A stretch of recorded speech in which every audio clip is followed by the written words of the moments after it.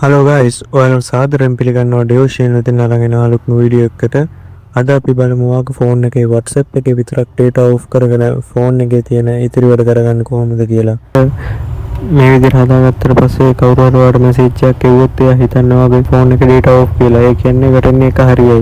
මේ විදිහට ඔයාගේ ෆෝන් එකේ data on එකේ තියෙද්දිත් හදාගන්න කොහොමද කියලා අපි බලමු. එහෙනම් යමු වීඩියෝ එකට.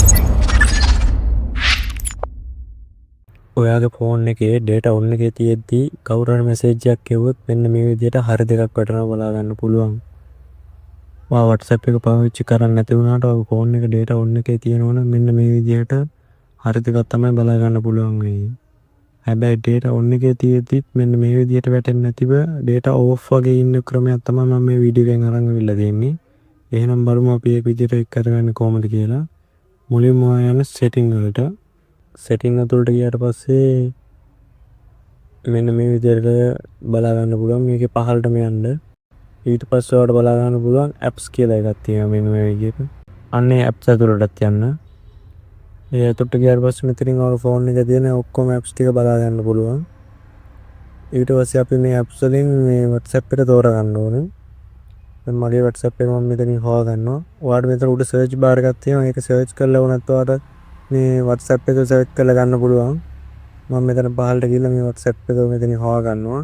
ඊට පස්සේ WhatsApp එක ඇතුළට මෙන්න මේ විදිහට යනවා.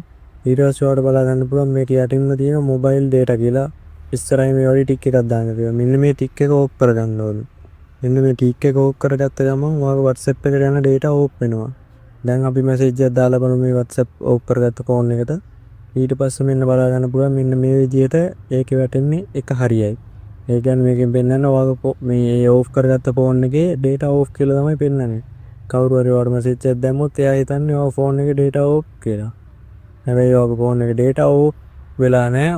data on එකේ තියෙන්නේ WhatsApp එක විතරක් off කරලා තියෙන්නේ. අන්න ඒ විදිහට තමයි ඔයාගේ WhatsApp එක විතරක් off කරගන්නේ. අපි ආයෙ setting වලට ගිහලා මෙන්න මෙතන off කරගත්ත ටික් එක මේ විදිහට දාගත්තොත් බලා ගන්න පුළුවන් අර ඒ ඔක්කොම message ටික ඔක්කොම එනවා. එතකොට අලුතෙන් data on කරා වගේ ආයෙත් message ටික මේ විදිහට load වෙනවා. ඉතින් ඔන්නෝම තමයි සාර්ථකව මේ වැඩේ කරගන්නේ. ඔයත් මේ විදිහට try කරලා බලන්න. ඔයාට අනවශ්‍ය පණිවිඩ එන වෙලාවල් වලට මේ විදිහට වගේ WhatsApp එකේ විතරක් data off කරලා ඔයාගේ තියෙන අනිත් වැඩ ටික අදතු කරගන්න පුළුවන්.